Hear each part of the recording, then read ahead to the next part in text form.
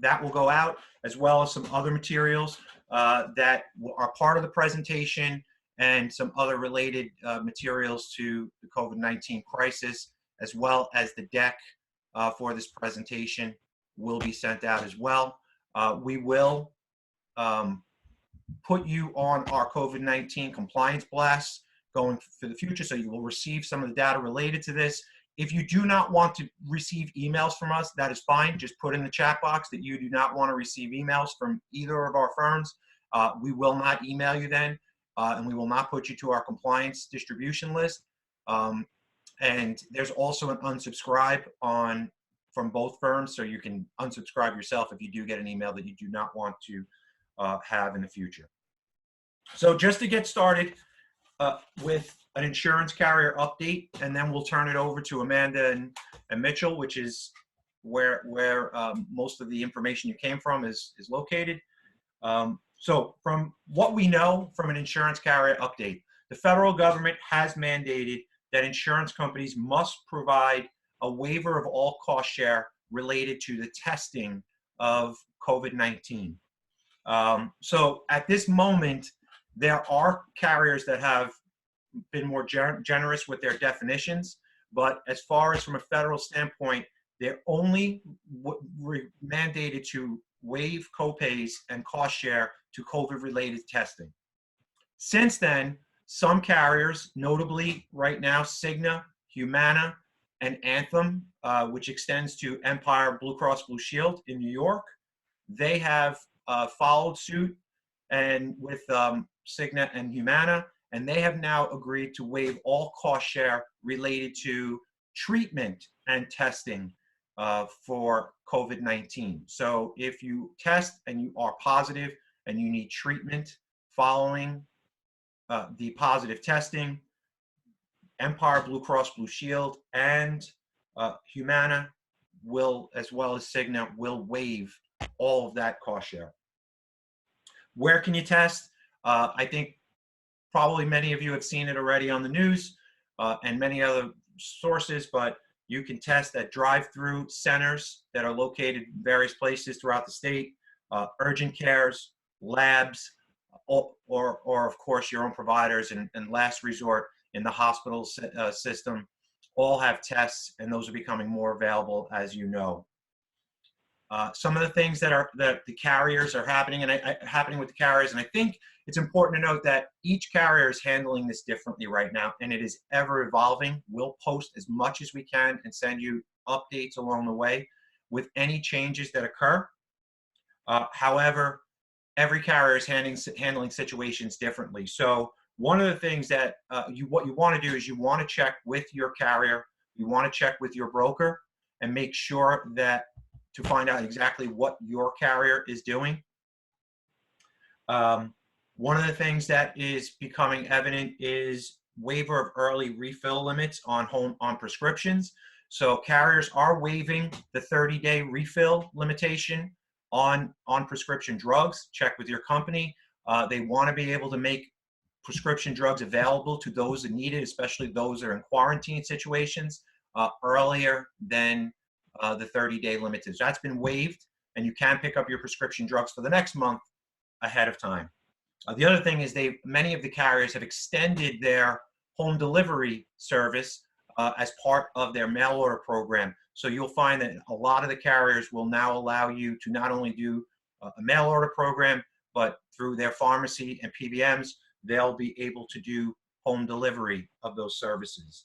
Telemed is something that is becoming more and more utilized. Most carriers have some form of telemed, and they've implemented it prior to this crisis. But now what we're seeing is that many of the carriers that did not are now implementing it and trying to make available telemed services to all their clients. So some of the carriers that might have only provided telemed to their large group clients are now extending that to small group clients and making it more widely available. It's an important tool. It's becoming more of an important tool even before the COVID crisis, but now more than ever. It's a first line of defense to not having to go to a place that might be unsafe for you right now when you don't know if you have COVID-19 and you want to get tested. So please check with your carriers, your brokers. Make sure that you know if your carrier offers you telemed, and utilize that service as best as possible. It will keep you out of the urgent care. It'll keep you out of the emergency room in some cases. Special open enrollment periods are also being offered, and those special open enrollment periods are allowing clients to buy down in coverage. If their business has been affected by COVID-19, they can buy down off-cycle renewals to lower cost plans. They can also allow employees that might have had spouses, that might have participated in their spouse's covered prior, and now their spouse has been laid off temporarily or permanently, and they are waiving open enrollment rules so that those participants and employees can now join the plan at any time. Some questions that have come up are related to what do I do if I am laying off or furloughing my employees? Can I leave them on the plan if I am paying for it still? And the answer is, in most cases, yes, but you do want to extend that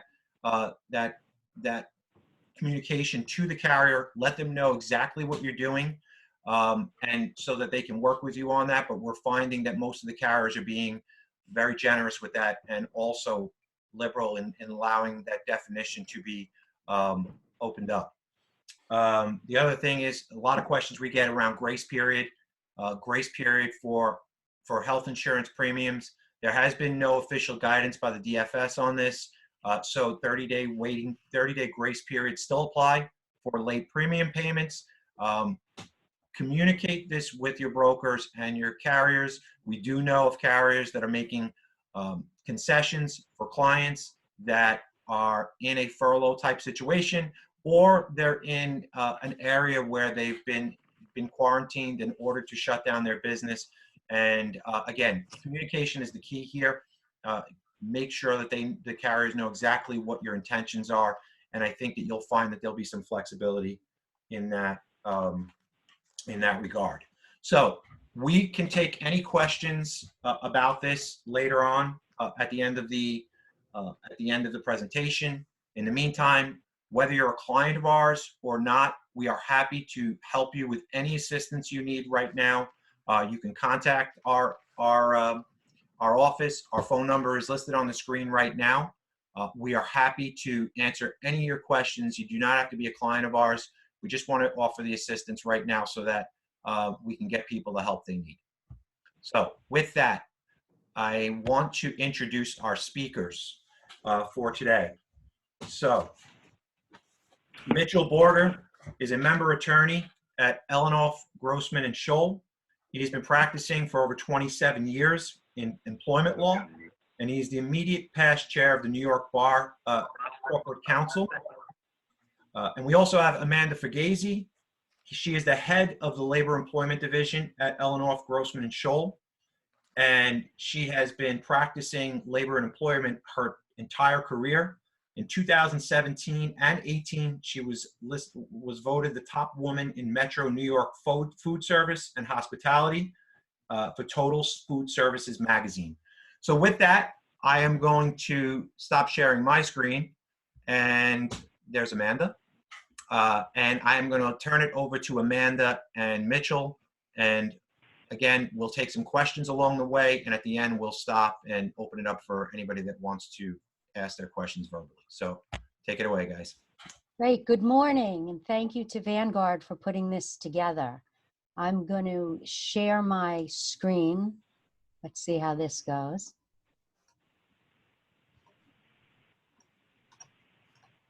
Can you see it? Yep. Okay, great. Okay, so we're going to talk about some employment concerns, and we're going to talk about the CARE Act. So a general overview on some employment concerns. We've been getting a lot of questions from employers regarding their pay obligations. Your obligation at this time is to pay people for the time they work. You are allowed to change their pay. Don't forget about the New York State wage theft forms. If you change somebody's pay, you have to issue one of those. And I know it seems like a crazy time to be worrying about paperwork, but you do not want to get back to normal and then face lawsuits and fines and other nonsense because little things weren't attended to. So you have to pay people for the time they work. That's hours for your hourly employees. For exempt employees, you are required, the FLSA says you're required to pay them for the whole week in any week in which they perform any work. So we've been getting the question, well, right before we closed, we had a manager that only worked one day. Do we have to pay that manager for the whole week? And the answer is that the FLSA says yes. However, the penalty for not doing so is simply that the person loses their exemption, meaning that they become subject to overtime and record keeping requirements, but only for that week. So the answer really is no, because the downside is minuscule given what we're facing. Do not. Amanda, Yes. Amanda, Yes. this is Mitch for the folks out there. I'm not seeing the PowerPoint on the screen. I'm seeing you. So Ed, I don't know if that's just me or for the whole group. No, Mitch, you're correct. We are not seeing it. I just sent Amanda a note in the chat box. Okay, let me try again.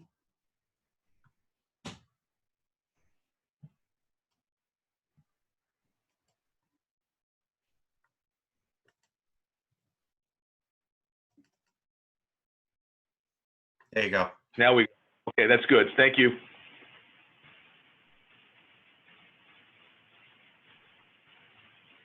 Now you can see the PowerPoint? Yes. Okay, great. Sorry about that. So I hadn't gotten too far. I was talking about pay obligations. So, so your downside in terms of exempt employees is not that great if you only pay them for the time they've worked. The other question that we're getting a lot is we need to cut salaries. We need to cut wages. Are we allowed to do so? And the answer is absolutely yes. Be mindful for those exempt employees that if you drop them below the threshold, the weekly required pay, and it changes whether you're on Long Island or if you're in Manhattan. But if you drop them below that required threshold to be exempt, there's no sweat because you probably don't have people working over 40 hours a week. So as long as they're not working over 40 hours a week, you have people keeping track of their time, it's fine to make that adjustment.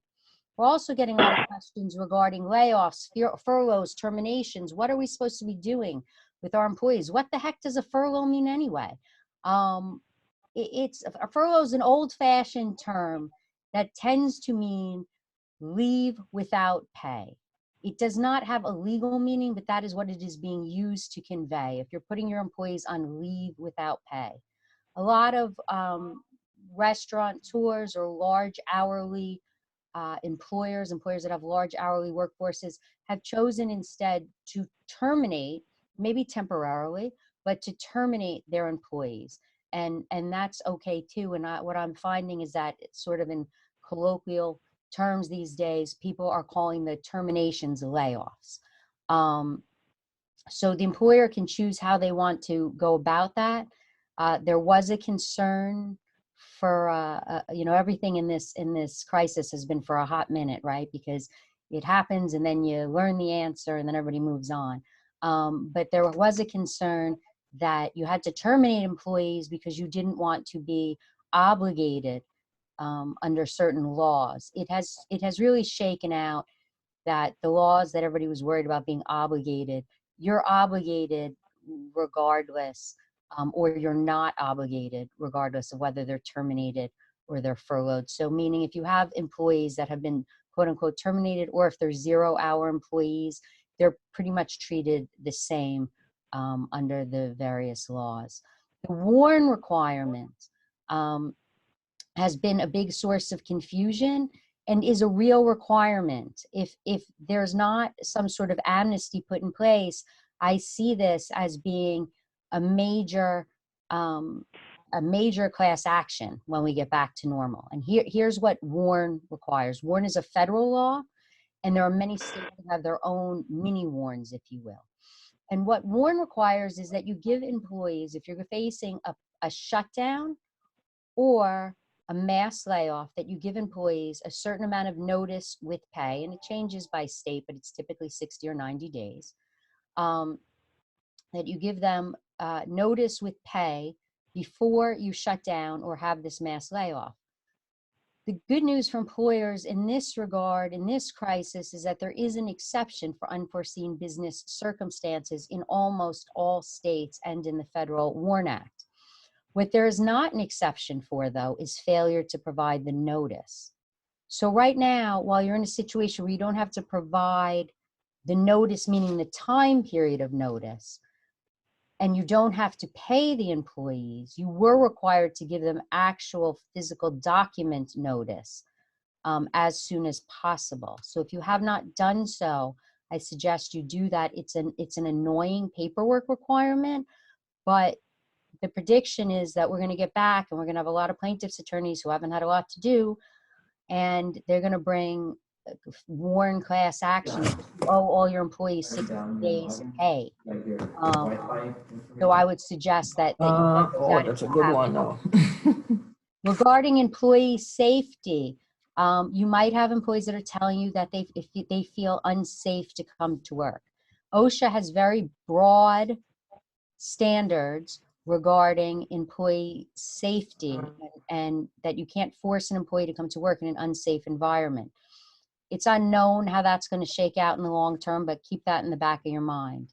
Everybody's had their challenges with managing their remote employees. Make sure that you have your non-exempt employees punching in and out. Make sure that your exempt employees are really still exempt. Otherwise, have them start punching in and out, or keeping some sort of a timesheet. And then there's the various leave requirements, which we're going to get into in a few minutes. A few more notes on paying employees. If you send an employee home, if you have a business that's partially open, you're doing takeout and delivery services, or you're some other of a business that's allowed to be open at this time, and you send them home because business is slow for that day, you do have call-in pay requirements. They have not been suspended. So you have a minimum of 4 hours that you have to pay employees in most industries, and in the hospitality, the restaurant industry, it's 3 hours. We talked about these other points. So moving to the leave laws, New York State passed a quarantine leave law. Right now, because the federal law came into existence yesterday, this law really only has application to employers that have more than 500 employees, because there was a carve out in the law that says if you're subject to the federal leave law, the Families First Coronavirus Response Act, which we're going to talk about in a second, then you don't have to comply with these New York State leave laws.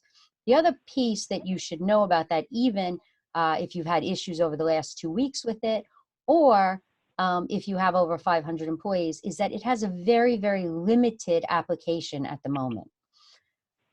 The individual who wants the leave has to have an actual personal order of quarantine or isolation. And there's been a misconception that these sort of general orders that are being issued by the governor or by the president are the orders that are required, and that in fact is not the case. It started with when people started getting sick in New Rochelle, and they were all getting issued individual orders. Well, as the emergency has persisted and more people are being quarantined for different or isolated, they haven't been able to keep up with these individual orders.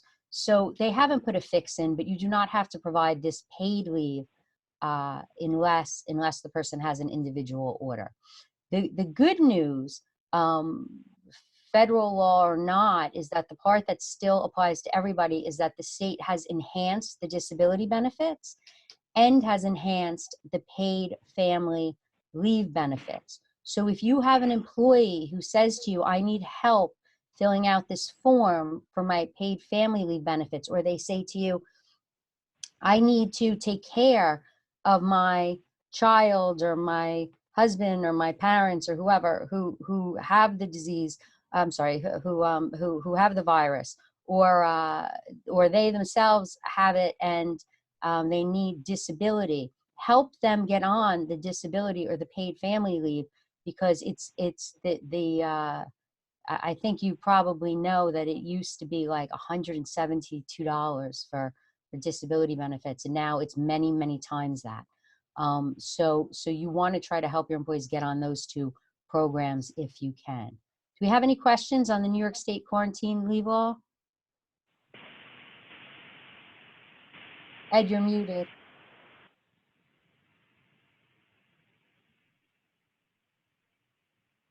Okay, I'm going to trust that Ed's muted and I'm not, so I'm going to move on. The federal government passed the Family First Coronavirus Response Act, the FFCRA. I mean, because that is really a mouthful, but it became effective yesterday. Believe it or not, there's a posting requirement. Where the heck you're supposed to post this? It's ridiculous nonsense, but they say you're actually supposed to mail it to or email it to your employees. Private employers that employ 500 or less employees must provide 80 hours of emergency paid sick leave for COVID-related reasons, and it also expands the FMLA. The 80 hours, though, and we're going to talk about this in a second, does not mean that you have to pay the 80 hours at your own regular sick leave time. There's a cap on it. You will get tax credits against your payroll tax for these payments. This applies to for-profits and not-for-profits. The tax credits are against your payroll taxes. So you will get the money back. I understand, particularly people in the restaurant, employers in the restaurant industry, I'm hearing back from them, you know, a lot of good this does us. We have to make payments now for money we're going to get back later. So I hear you. There's not a great solution to that at this moment. However, you will be getting this money back. So if an employee is unable to work for any of the following reasons, the employee is entitled to paid sick leave at their regular rate, but it gets capped at $511 a day. So you never have to pay any employee for the emergency sick leave more than $5,110. So if the employee is subject to a federal, state, or local order, again, it's an order, or the employee has been advised by a healthcare provider to self-quarantine, so they get a doctor's note, or if the employee is experiencing symptoms of COVID-19 and is seeking a medical diagnosis, they can take this sick leave up to $511 a day, capped again at $5,110. You can use your regular sick time. This is a good way to pay out your regular sick time. And you will be reimbursed for that amount of your regular sick time from the federal government. So you need to keep very good records from yesterday going forward about why and when employees are getting paid their sick time, because you will get reimbursed this amount. If an employee is unable to work for these reasons, the employee gets paid sick leave at 2/3 their regular rate, and this part is capped at $2,000.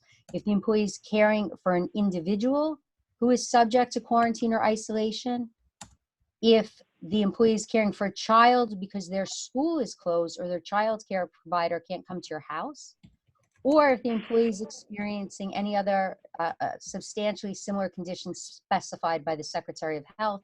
We don't know exactly what that means, the third bullet, it's yet to be expanded upon. But as you can see, particularly bullet number 2 applies very, very broadly, that people should get paid this extra $200. And again, you may use your regular sick time, and as long as you document this appropriately, you should be able to take that piece as a tax credit. Also, Amanda, can I stop you for a second there? We don't have any questions in the chat box, but I do have a hand raised. It's only one, so I'm thinking we'll unmute that person, let them ask the question, and then move on. Sure. Should I finish under the Yeah, why don't we do that? Family first, in case we Yep. answer that question, Sure. then we'll pause. Yep. Okay, the Family First also provides for emergency FMLA expansion. It gives you a new reason to take FMLA. And that new reason is if you're home because your kids are home. If you're home because the child's school or place of care is closed, or your nanny or child care provider can't come to your house because of the current public health emergency, you get 12 weeks of job protected leave. Their employers are only eligible for this if employees are only eligible for this if they work for their employer for at least 30 days. The first 10 days you can get that emergency sick leave that we talked about. So the first 10 days are unpaid under this program, but you're supposed to substitute it with that emergency available PTO. And after 10 days, they get paid at 2/3 their regular rate for hours they would have otherwise worked, capped at $10 a day, but for 10,000 in the aggregate. So people who cannot work because their kids are home are getting an additional $12,000. Now, they have to not be able to work, and you are going to get it back in tax credits, but make sure you are keeping documentation regarding this. If you are a small employer with less than 50 employees, some guidance came out yesterday. So I can't tell you I have all the answers. It was about 140 pages of guidance. And as somebody said the other day on a call, like, and the ink isn't even dry yet, but you can get an exemption for providing this leave for the person who can't work because their kid's home from school or you have no nanny. When doing so would raise expenses above revenue, the requesting employee's absence would pose a substantial risk to your financial operations, or thirdly, the employer can't find enough workers to perform the work of the requesting employee. You have to still provide the emergency sick leave for the other reasons, and you must internally document this and hold on to it. I think that the Department of Labor got flooded. The initial guidance said that you had to send a request to the Department of Labor. And the Department of Labor now has started sending out things before yesterday saying, don't send us anything. Hold on to it, because I don't think that they can keep track of what they've been sent. Anybody have any questions on that Family First? Yeah, Amanda, we have a couple of questions here. So first question, do I understand you correctly that an employer can draw down on an employee's sick time when paying emergency sick leave? Does that also apply to more general PTO, combined sick and vacation? Yes. Now, it's your employee's choice, I want to point out. So if you have an employee who says, no, I want to hold my other PTO bank for another time, they can. So the reality is it's going to be more effective when you have employees that make above the threshold. So they would typically get paid above the threshold. So they know that they're going to get paid their full normal salary, if you will, for that day. And then you'll be able to take the tax credit against it. Okay. Another question. All of this strictly applies to W-2 employees, correct? Not contracted employees? Correct. Okay. Another question. One of our employees has used all the company issued sick time last week before 4/1. Does that mean that we will now have to pay him for 80 hours of additional sick pay if he qualifies? Yes. Okay. Now, again, subject to that cap. Do they only have to draw down the difference, or do they have, this is a follow-up question, do they only have to draw down the difference, or do they have to take full days of PTO? Not exactly sure I understand that question, but to So let me go back to the original question. So do I understand you correctly that an employer can draw down on an employee's sick time when paying emergency sick leave? Does that also apply to more general PTO? And then the follow-up question to that was, do they only have to draw down on the difference, or do they have to take full days of PTO? Okay, so there are, believe it or not, intermittent leave allowed under this federal law. You know, nothing is ever easy for employers. But if you want to substitute, if you want to give the person the opportunity to make more money by substituting your normal PTO, you can follow your normal PTO policies, which Okay. will relate a little to where you're located, because if you're in New York City, you have different requirements than if you're on Long Island, etc. Okay, great. So next question. What if the company is considered non-essential and is on lockdown? Do all of these rules apply? Yes, provided your employees are working from home. This law does not apply to 0-hour workers. So if you have furloughed your workers or you have terminated your workers, it does not apply to them. But if you have workers that are working from home, you're non-essential, everybody's working from home, it applies to those people. Okay. So this was one of the reasons, just to point out, to kind of tie the loop around it, why there was a scramble. It's hard to keep track of time, but it seems like it was sometime last week where people were saying, don't we have to terminate everybody? Because if we don't terminate them, we're going to get stuck with this law. And the smart money for a couple of days was yes. And then the answer changed because the Wall Street Journal came out with an article that said employment lawyers are advising their clients to terminate employees. And the next day, the Department of Labor issued guidance that said if you have 0-hour employees, whether they're furloughed or terminated or laid off or whatever term you're using, this will not apply to them. All right, we'll do two quick ones here. One, I think you can answer this one pretty quickly. After the 80 hours, do they apply for FMLA at that point? Yes, I mean, if people should really be on FMLA for the old reason or the new reason, they should apply as soon as they need to. They will not get paid under the FMLA. So FMLA should start like day one, but they won't get paid under the FMLA pay until 10 days into it. So the first 10 days get paid from the emergency sick leave. Okay. I know we have a lot of questions here, but I want, in the essence of time, let's move on. Okay, yeah, because we want to make sure we get to everything with the CARES Act. Yeah. So I have one more point, and then I'm going to turn it over to Mitch. I want to talk a little bit about rent relief, because I know that this is been a big question for a lot of small business owners. So on March 7th, New York State issued a moratorium on enforcement of evictions and foreclosures. It relates to both residential and commercial tenants and residential and commercial properties. You can read the text there on the slide, but the important thing to know is it does not excuse payment of rent or other amounts that may be due under a lease or a mortgage.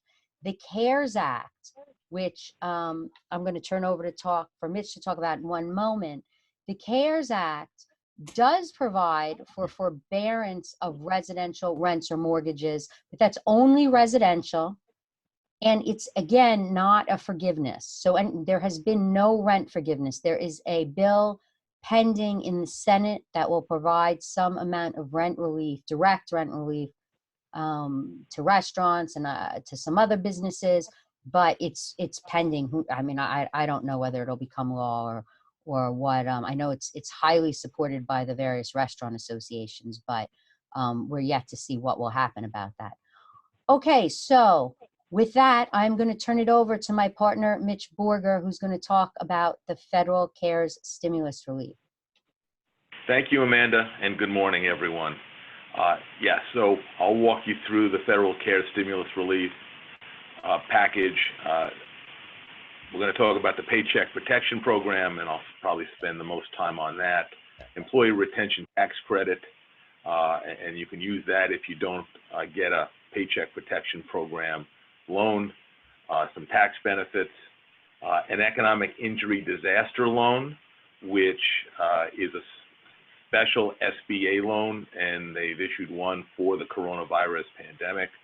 There are some recovery rebates on employment insurance, and Amanda just touched upon the forbearance of the residential rents and mortgages. So let's talk about the Paycheck Protection Program. Look, here in an overview is sort of what Congress is trying to do. They want to be able to give businesses with 500 or less employees, and there's an exception for restaurants, and it's 500 or less per restaurants and hotels, and the exception is 500 or less per location.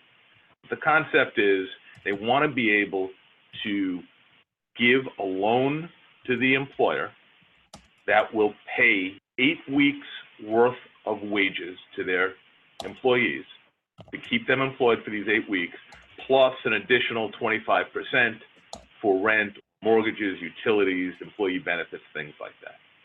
And if you do that, if you keep your people employed, they will forgive the loan. So that's what the concept is. If you either can't get the loan forgiven or you can't get all of it forgiven, what will happen is it converts into the 2-year loan. Repayment doesn't begin until January of next year at a low interest rate of 0.5%. That's the quick overview. I'll walk you through this in a little bit more detail. I do want to point out that idle timer expired. Ed, do you see this like I see this? Or do I just have to hit? No, okay, I got rid of it. It was on my screen. Okay, that was interesting. Sorry, folks. So the concept is you'll basically get free payroll and free utilities for this period of time. The issue is whether you can have the full forgiveness. So what you end up doing is the loan could be up to $10 million, but for most, small or mid-sized businesses, it's not going to get that high. You're going to take the average total monthly payments for payroll costs, and these are going to be wages, but they're going to exclude compensation for employees of more than $100,000 a year. Now, I want to just stop there for a second. If somebody makes $125,000 a year, you can use their wages up to $100,000, but not above that. So you can still include them in there, you just won't be able to include them for the full amount. And it's for the payroll costs, including salary, benefits, severance, interest on mortgage, obligations, rent, and utilities. And as I said before, the loan will not be forgiven if staff and payroll is not maintained. We can go to the next slide. So what ends up happening is when you apply for the loan, you're going to provide information for what your last 12 months of payroll has been. And what's going to happen is if you're applying for 8 weeks of that, what you do is you take the 8-week average of the average for the last year, you multiply it by 2.5%, and then you're going to have an amount of the loan that you're seeking. That's if you're seeking the full amount of the loan. And in almost every case, you should be doing that. And then what's going to happen is if the loan is given to you, what you're going to do is you're going to compare the time period between the time you get the loan and June 30th of this year. And what's going to happen is if you have reduced your staff, you have until June 30th to bring them back. And if you bring them back fully, you're going to get credit for that.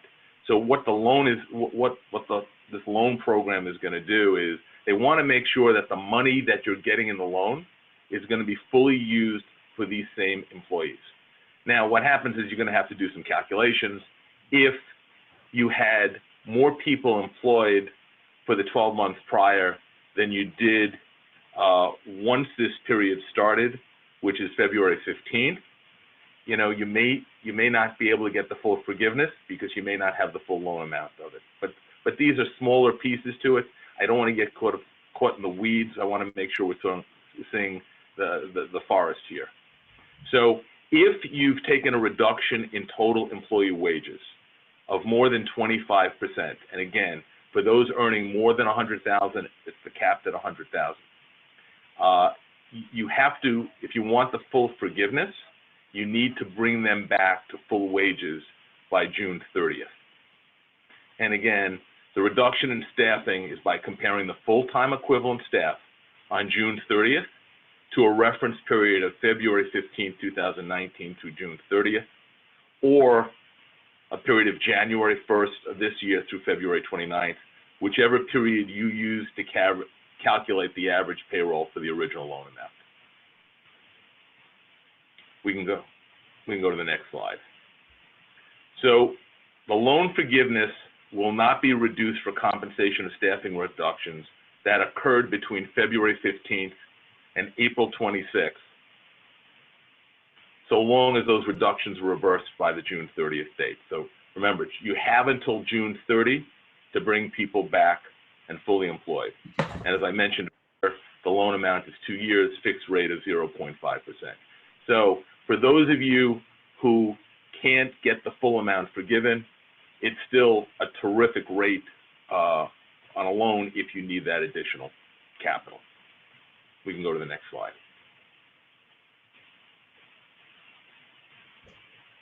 Now let's talk for a few minutes about the Employee Retention Tax Credit. Mitchell, you want to stop and take a couple of questions on the payroll protection program first?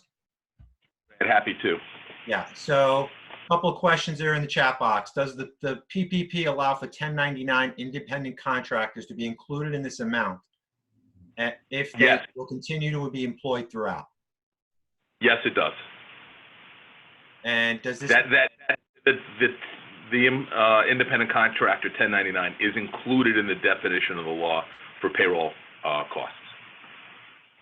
And does this mean to pay people even if they are not able to work remote in non-essential capacity?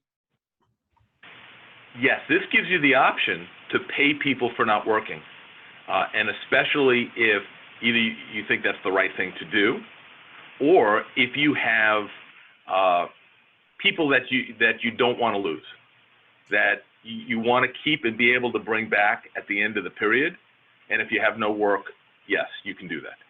A couple other good questions here. If you own several companies, do you lump in all the payrolls? It's based on the EI-9 information. So if you have different EI-9s, you can probably apply for different loans. There's an issue of affiliated organizations, and it's a fairly detailed explanation that basically says the SBA can decide whether you can do it or not. So I don't want to get bogged down in that. But if you have different companies that are not necessarily affiliated with each other, then yes, you can. Okay. We're a nonprofit based on the school year, so 6:30 is when our staff naturally falls off until the fall. Would there be any way for us to still qualify, or is it essentially a lost cause? Well, if your staff is still working, so here's the thing. This is the concept is to pay people before June 30th, to pay them during the 8 weeks after you get the loan. So if you get the loan, and quite frankly, people can apply for the loan as early as tomorrow. That assumes your financial institution is ready and the SBA is ready. But the SBA has said they should be able to start by April 3rd. So if you're able to get a loan before the end of April, you're going to have May and June for those 8 weeks, and you're going to be able to use that. If you don't get the loan till later, you can still use it up for the period up until June 30th. So if you're going to apply for this loan, apply early. Got it. All right. What if you don't get the loan until June 30th? What period does it use to reference? Well, the way the law is currently set up and the initial regs is that you have to bring people back by June 30th. So let me just say this. There are a lot of unknowns with hypotheticals. That's a great question, by the way. I think what's going to happen is the Department of the Treasury is going to continue. They've been mandated to issue regulations within 30 days. They had some initial information out 2 days ago. They're going to continue to issue this. The other piece is Congress passed this with the intent of trying to get Americans' business and employees through this pandemic time period. When they first started talking about this, and Senator Rubio put this together, they weren't thinking we're going to go and be closed down past June 30th. I suspect that if that continues, Congress is going to go in with a fourth stimulus bill. They're going to make some corrections to this, or the Department of Treasury will have some regulations that deal with it. So my suggestion is apply for the loan. There's no fee to apply. There's no fee to get the loan. That's the beauty of this. So outside of the time you put in to put this together, you can always at the last moment decide either no, I don't want to take it, or try to extend the date of origination. And during this period of time, we'll see how this plays out. All right, a couple of more quick ones. So many great questions here. Whatever we don't get to, we'll try to make connections and answer those questions directly. And we're going to open it up to questions at the end, but just a couple I think that will be quick so we can move on with the presentation. Can you apply for both the PPP and the EIDL? Yes, great question. I'm going to talk about the EIDL in a moment, and that's a special SBA loan for economic injury disaster loan, and that was issued for the coronavirus before the CARES Act was passed. And with the EIDL loan, you can get a grant of $10,000. If you get the grant of $10,000, that doesn't have to be forgiven, and you get the PPP, okay, the $10,000 will ultimately be forgiven. You can get both loans, but you can't have them both forgiven. What may end up happening is if you need cash quickly, and by the way, the EIDL loan, if you have any line of credit available, you are not eligible for the EIDL loan. If you don't have a line of credit, you can apply for that and also apply for the Paycheck Protection Program loan, and then you can conceivably merge them into one loan, especially since the PPP loan is half of 1%. It has a shorter duration to pay back if it's not all forgiven. That may have been more information than you needed, but I hope that answered the question. Yep, we'll do one or two more. Can the calendar 2019 be used to calculate the average employee count? Yes. So what you're supposed to do is go back and take a look at full-time equivalent employees, and during the period, and I think Amanda's looking for it now. Thank you. You go back and compare your FTEs between February of 2019 and June 30th of 2019, or if you weren't in business then, the January 1st, 2020 to February 29th, 2020. If you weren't in business or you're a seasonal employer. No, wait, if I may, Mitch, I think it came out yesterday that you can choose the one that's better for you. The period. Oh, okay, great. Okay. And that gave me the ability to drink some water. All right. If you're forced you take the average of the FTEs for each payroll period, you average that, and that's the number you're going to use to compare for the forgiveness. Okay, two more and we'll move on. What if payroll from last year does not reflect new hires and raises given in January? Yeah, that's an issue. So I said early on that the forgiveness may not work at 100% rate for everybody, because if you ramped up after that date of payroll, okay, what's going to happen is your average payroll costs are going to be lower than bringing everybody back. But if you bring everybody back, you'll still get the loan forgiven. You may just not have enough payroll to pay everybody for the 8 weeks. Remember, there's a 25% extra kicker in there that is available for things like rent and utilities and underlying mortgage. You can conceivably use that also for your payroll. The flip side is if you had a higher number, you had more payroll and a higher number of employees last year than you did on February 15th when this period began, okay, you will end up being able to get more of a loan, but you won't be able to get it all forgiven because the calculations are going to be such that you're going to come under. Again, it's going to depend by person, by employer, but overall, that's what the concept is. Okay, last question.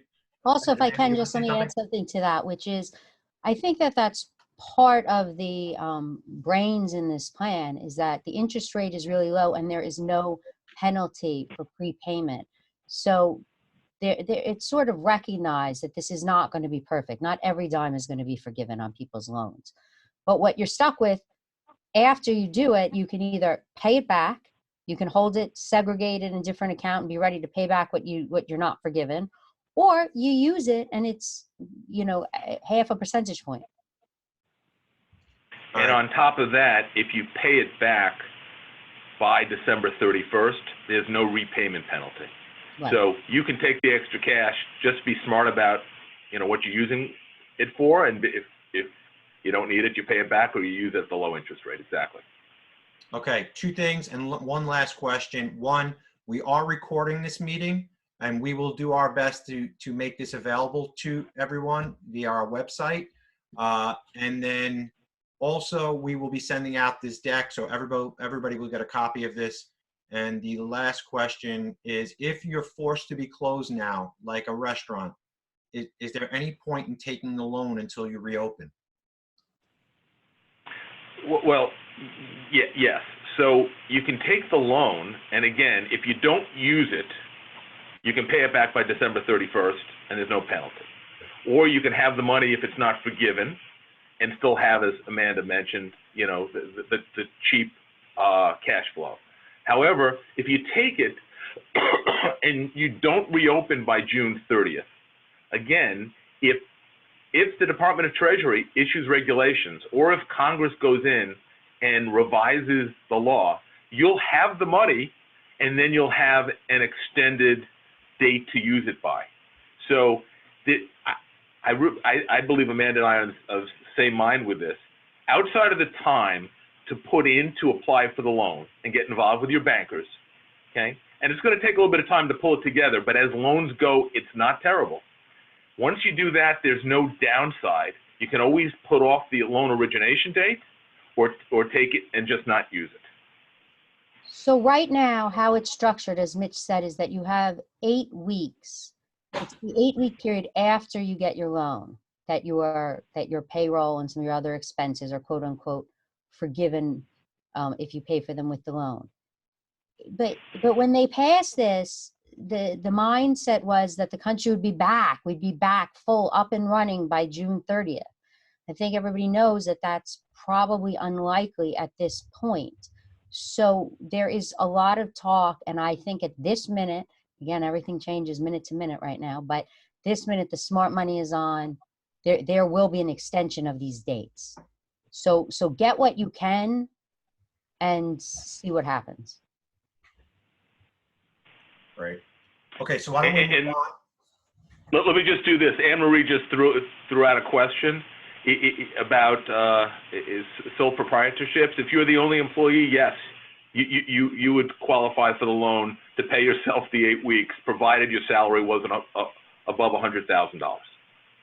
Or up to 100, you can pay yourself. Up to 100, not beyond that. Yes.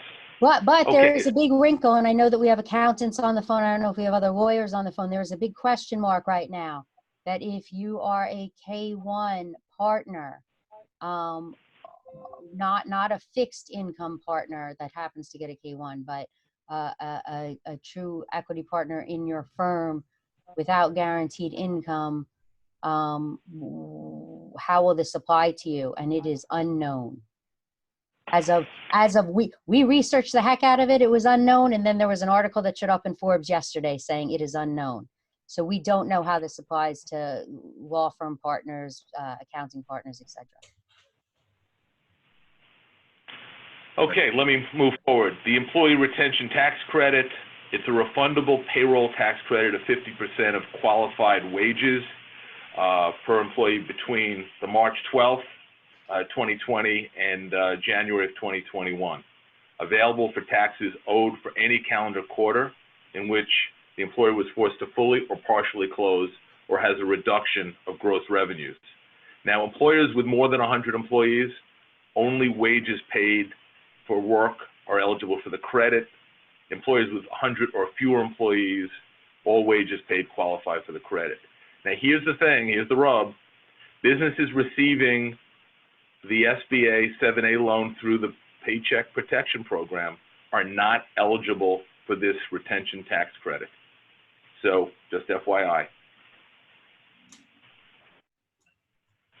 Some of the tax benefits: postponement of payment of the employer's share of Social Security taxes due after March 27th until January 1st. There's increases in the limit on the amount of interest expenses that businesses may deduct from 30% limitation to 50% for income for 2019 and 2020. And there's some increases for deductibility of net operating losses. So I mentioned the EIDL before.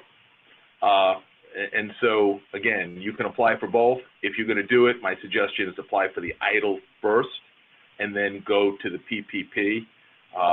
And again, the EIDL requires that you have no available credit. We can go to the next one. Recovery rebates. Individuals are allowed a credit against income taxes they owe for 2020 based on annual income, and it's going to be the $1,200 for individuals and $2,400 for joint return, and the $500 qualifying child. So if you ever wondered whether you should have had more children, that's the incentive. I'm sorry, couldn't resist. Unemployment insurance. So there's a special program because of the pandemic, and benefits are, it provides the benefits to those who are not eligible under state unemployment programs if they're unemployed because of the COVID-19 related circumstances. And these additional benefits for those already eligible for unemployment benefits under state law, individuals receive an additional $600 a week, and the federal government will fund up to 13 weeks of additional unemployment if still unemployed after exhausting the state's 26-week limit. And in this case, unemployment insurance can be greater than the regular average pay. So while I don't want to open up a Pandora's box, there are people sitting home who have been furloughed or terminated, and with this can make more not working than working. But again, that's a conversation for another day. Yeah, if I could just add to that, two points on this. We get the question every day still, do I have to terminate my employees for them to get unemployment? And the answer is no. Your employees who are on 0 hours or significantly reduced hours in New York State are entitled to unemployment. They do not need to be quote unquote terminated. Two, unfortunately, this week, we've been getting a lot of questions about employees who are refusing to come to work or asking to be laid off. They're saying, why do I have to come in? I fear, I understand I'm an essential worker, but I don't want to have to work when I can stay home and make more on unemployment. And I think that in those circumstances, employers need to remind the employee that they're not eligible for unemployment if there's work available to them and they're able to do it physically. They're not otherwise Yeah. fit or fall under one of the laws. Yeah, thanks, Amanda. And let me just add to that. So if you don't have enough work for everybody and you're trying to determine sort of who stays home and gets more money under unemployment and who comes to work, you should consider what the essential needs are for the business. And number two, if all things are equal, consider a rotating way to do it. What you don't want to have to do is have to defend yourself later on and say the decision you made was based on discriminatory reasons. I think nowadays that's the least people are thinking about, but after this is all over and we come to the other side, people will also be seeing plaintiffs' employment lawyers. We can go to the next slide. Okay, I should have called this slide practical steps that you should take now. I realize that I misnamed this. It's calling it practical implications, but these are things we suggest you do now. Yeah, you can take it, Amanda, if you like. Yeah, we want you to be in touch with your bank about the status of your PPP application. Go to your own banker. We heard very good counsel the other day from a banker Ed had on a different webinar who said, there's a long line and it's forming already.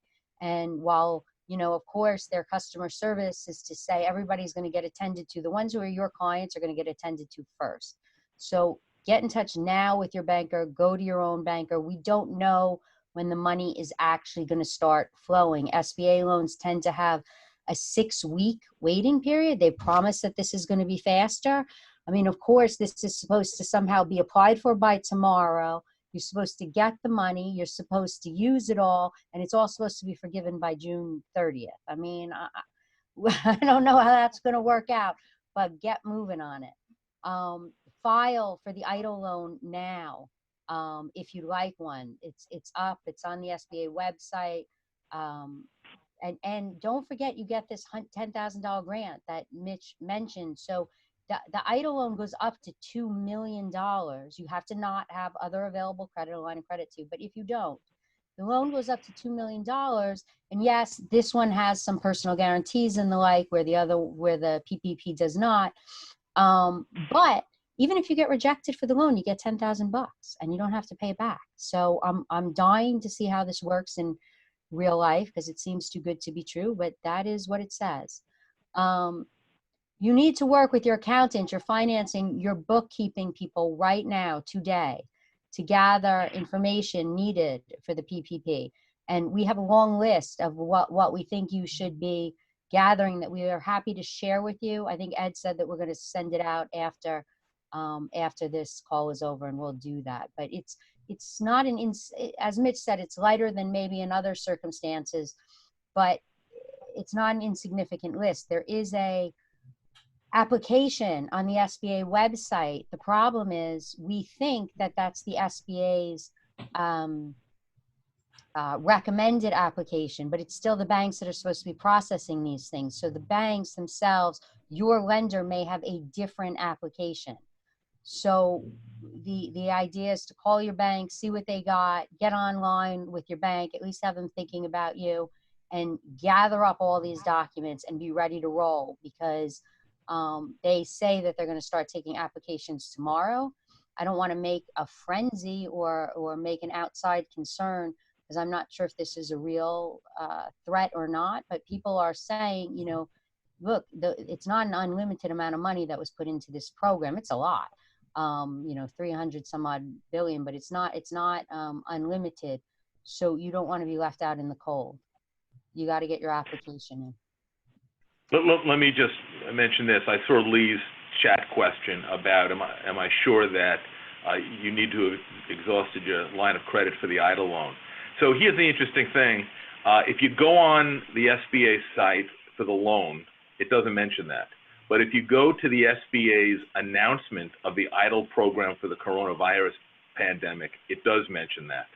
So if you think you want to try for the EIDL and you have credit, apply, or call their service center, and maybe they've changed their mind, but that's how it was at least initially set up.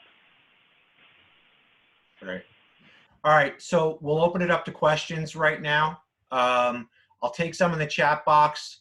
We can even take a few live questions, so you could simply click the hand raise and we'll get to as many as possible.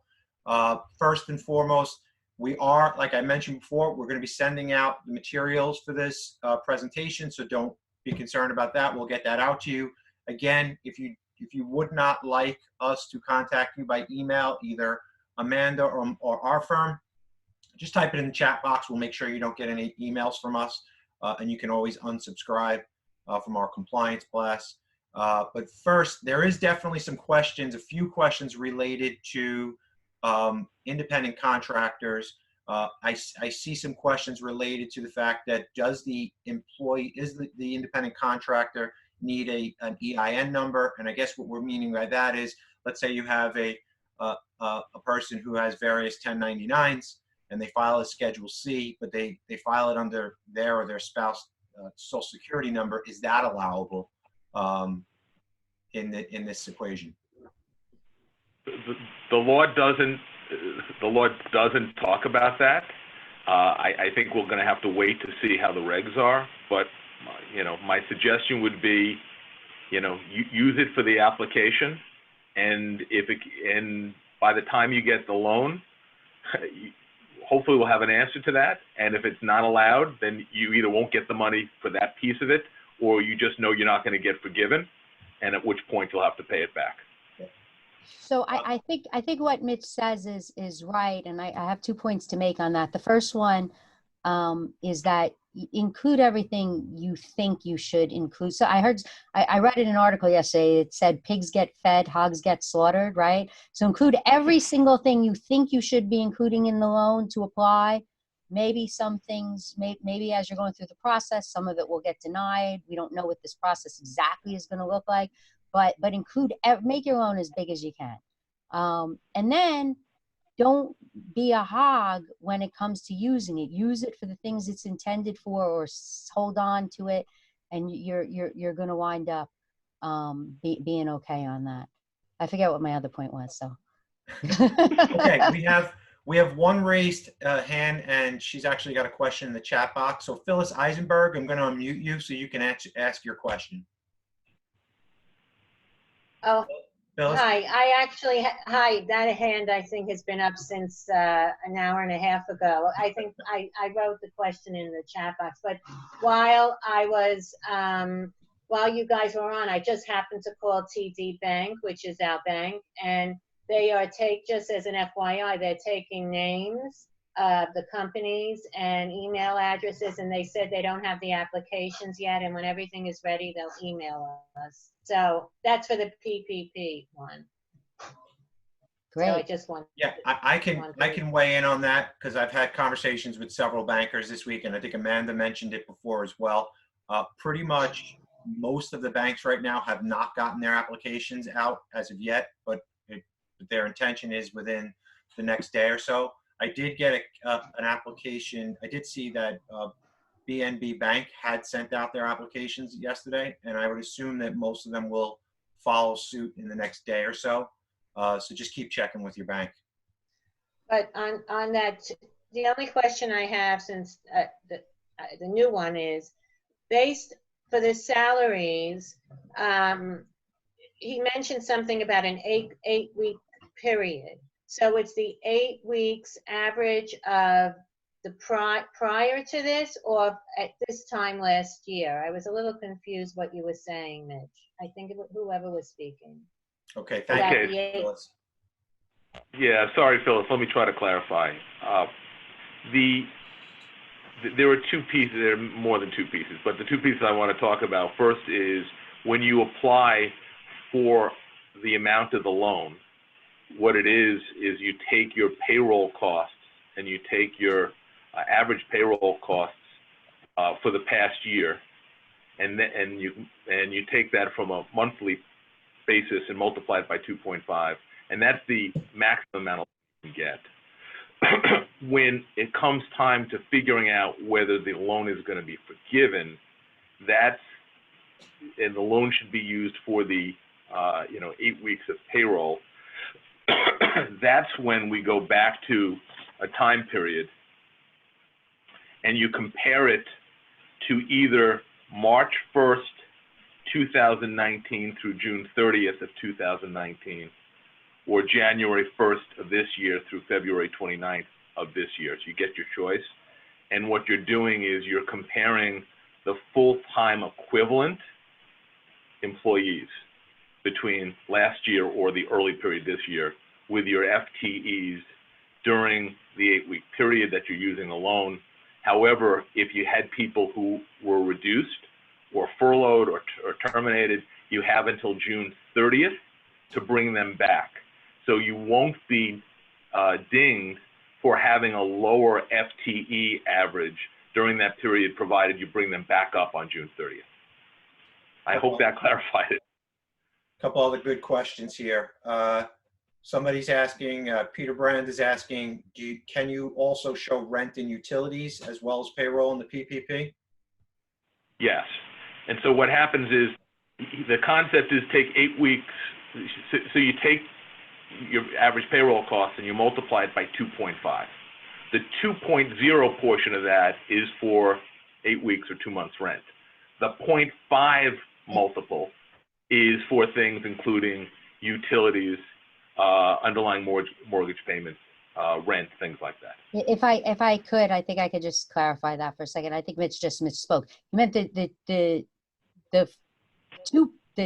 two multiplied by 2 was meant to cover employee costs. And then the 0.5 is for rent, etc. So there's kind of 3 steps to this. Think about it this way.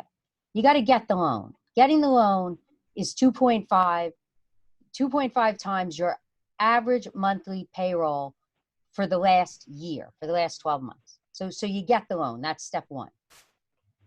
Step 2 is you got to use the money. You use the money in the 8 weeks that follows you getting the loan. Step 3 is, are you forgiven for all the money that you've used? And you have to look at 3 things in step 3. Are you forgiven? Number 1, did you use it all for permissible purposes? And the permissible purposes includes your rent, as Mitch just said. It includes your interest on your mortgages. It includes interest on other debts you had prior to February. It includes utility and includes payroll, but payroll isn't just wages, it's benefits, etc. So specifically health insurance too, right, Amanda? Yeah, specifically health insurance. Health insurance actually it gets factored into your loan amount too. So we're in step 3 and we're seeing if you're going to get forgiven your loan. So the first thing is, did you use your loan for all forgivable purposes? Step number 2 is, what is your full-time, right? And they're anticipating that they're looking if they're going to forgive the loan at some date after June 30th, you're going to have a filing that you make. What was your full-time FTE at June 30th? And what was your full-time FTE at those other 2 periods? The one you pick, the one that you want, but compare it to one of those other 2 periods that Mitch has said. And then the third inquiry on whether it's going to be fully forgivable is you have to look at your actual payroll cost, let's say, and is it less than 25%? Have you reduced people's salaries by less than 25%? So they put these 2 factors into balance against each other, because on the one hand, they don't want you to bring back less people and pay them more. And on the other hand, they don't want you to bring back more people but pay them a lot less. So your 3 factors to determine forgiveness, again, just to repeat it again. 1, did you use it for permissible purposes? 2, do you have the same FTE at June 30th, 2020 as you had during 2 other prior measurement periods? Or 3, what does your payroll actually look like? Have you decreased anybody's salary or pay consistently? And depending on how that shakes out, you'll be fully forgiven or you'll be partially forgiven. But it's not like if you get any one of those wrong, you're out of the box, you got to pay the whole thing back. Amanda, do we have a few more minutes? Yes, we got a few more. All right, so let's say 5 more minutes. One thing I did want to mention is we will be sending out invites to future Zoom calls. We're going to try, as we said before, get a banker and a CPA to address some of their expertise. And we do have one scheduled on April 9th for understanding that employees are going through a very stressful time right now, as well as employers. We have a program that we'll be presenting on how to reduce stress and anxiety in the workplace. So look out for that email. From a questions perspective, the PUA checklist identifies individuals that quit job as a direct result of COVID-19 as eligible for PUA. How should we reconcile that with the idea that people are ineligible for IUPUA if there is available work? I think it's very hard to do in real life. I think you have to be careful with your messaging to your employees. Mitch, you have a comment on that? I mean, I think it's real. It's going to be like next to impossible. Plus, what are you going to do? Spend the rest of your life fighting these unemployment claims? I think you just have to make sure that your employees understand that you believe that they're not eligible should you have available work, and if they are capable of doing that work. Two thoughts to that, Amanda. First off, I think as we go forward, I think the regulators, the unemployment insurance folks at the Department of Labor are going to be very lenient here, and I think that's the direction. I think number 2, that if somebody refuses to come into work when there's work available, I think you should document it. So send them an email, or if they don't have email at home, send them a letter that indicates that you instructed them to come to work on a certain day and they refused and work was available. So if decide to appeal the unemployment benefits that may end up getting issued, you have a contemporaneous documentation trail to indicate what was said, and you can phrase it the way you want. And that documentation always helps. And I think on top of that, well, this documentation is not just, I mean, you know, because it's, you know, fighting unemployment could become your whole life. So it's not just for fighting unemployment. It's, I think it could help you in this PPP process when you have to compare the FTEs. I mean, some of this is yet to be seen, but if people are refusing to work, who you have work for, and you can document it, maybe it won't be held against you when you compare the FTEs when you're looking for forgiveness. And lastly, when you go to rehire, people, you know, I mean, you have to be careful about this, consult your employment lawyer, but when you go to rehire, you know, you're going to hold it against people who refuse to come to work if they didn't have a good reason. And there's lawful ways to work that in. Okay. So if somebody is rotating their staff 1 week on, 1 week off, does that enable them to collect unemployment and or PUA benefits for their off weeks? Yes. Okay. Question for the WARN Act. If we give an exempt employee 7 days notice of salary reduction and the 7th day falls in the middle of the pay week, would the reduction apply to the full pay period or only for the half pay period on the next paycheck? That was a complicated question, but I mean, I think that I think we're mixing two different statutes and two different requirements. The simple answer is 1, give the WARN Act as soon as possible. 2, as I said before, under the pay reduction, I wouldn't sweat it that much even with your exempt employees, because the reality is the worst thing that happens is you lose the exemption. And losing the exemption, if you have people working less than 40 hours a week, it doesn't matter. Okay, great. We'll take 1 or 2 more. Just scrolling through here to see if there's anything we missed. We addressed independent contractors already, I believe. Did we? Oh, you know what I wanted to add, Ed? I remember that point that I had forgotten before. On the independent contractor question.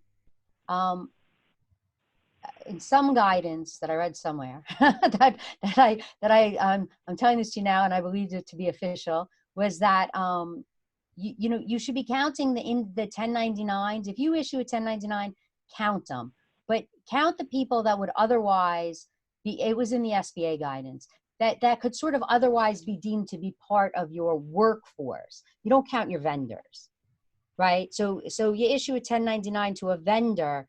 Don't count them. You issue 1099 to the individuals who are your consultants, your regular independent contractors, who you're probably misclassifying under the law during regular times. Count them. What about on that note? There's a question here. What happens to a 1099 contract worker who is helping us in internal construction modifications for our factory? Is he entitled to compensation from us? Is he a 1099 of your company or of a different company is really the question. Yeah. And if he's Well, I would say let's assume that they are. Let's assume he's a 1099 of this company, an individual getting a 1099, include him. Okay. And if they're not, do not. If they're a 1099 of a different company, I mean, Right. you're 1099 in the company he works for, then they're a vendor. Then you don't include them. Got it. And again, we're giving you, guidance here that's based on the regulations aren't out. So we're working off what we got. There's a question here that came up along the way. It's related to if you have capital in the bank, can you still apply for loans rather than go through your own cash reserves? Mitch? Yeah, yes, absolutely. So the PPP doesn't require no credit. It's designed to try to get you and your employees through the 8 weeks plus, the rent and other associated expenses. As for the idle, I mentioned that before. It was in the press release, but it's not on the application. So if you think the idle is more advantageous to you and your company, then try that and see what they say. Okay, there's a question here. Somebody wants to know if the people that are on your unemployment, do they affect your PPP loan? No, only to the extent that they're not brought back to work by June 30th. Okay, and do we have to pay employees the sick time under the Federal Family First Act under current stay-at-home provision that the government put in place? Then after we apply for the PPP loan, do we pay the 8-week pay after? I'm sorry, I'm not sure I can exactly follow Yeah, I that think question. it's kind of the question commingles two different things, but I think the gist of it is they're trying to understand if the PPP loan has any effect on the sick pay after when they qualify for the sick pay. So I think that the answer to that is twofold. One is, in terms of the sick pay, you only give it for the reasons that are stated. So the blanket order of working from home is not one of the reasons stated. If somebody can work from home, they're supposed to work. Two is how does the pay for sick time, whether it's covered under the Family First or other type, play into the PPP loan? It'll factor into both your loan amount and what you use for that sort of pay during the 8 weeks will factor into your forgiveness. Okay. Last question. Ed, We've taken up. Ed, I'm sorry. Appreciate it. I have a hard stop that we've Yeah. already passed, so Okay. Amanda, can you take one more question? Yeah, one more question. Okay. I have employees that are displaying symptoms but cannot get to the doctor. Should we pay the 80 hours of sick time on the assumption that they potentially have COVID-19 without medical documentation? Yes, because it's really because it's baked right into the law that employee suspects that they have COVID or they have symptoms of COVID and they're seeking medical treatment. Okay, great. We'll stop there with the questions. Thank you, Mitch. Thank you, Amanda, so much for Thank you. joining us today. Thank you. This was great information. We had a lot of great questions. Thank you all for joining us today. Look out for our follow-ups to this. We'll try to answer some questions. And if anybody wants to be connected to Amanda or Mitch, reach out to us and we will try to facilitate that introduction. So once again, thanks everybody. Stay healthy, stay safe, and we look forward to seeing you all soon in the future and hopefully in person. Have a great day. All right, Ed, thanks. Talk to you soon. Okay, talk to you soon, Amanda. Thanks.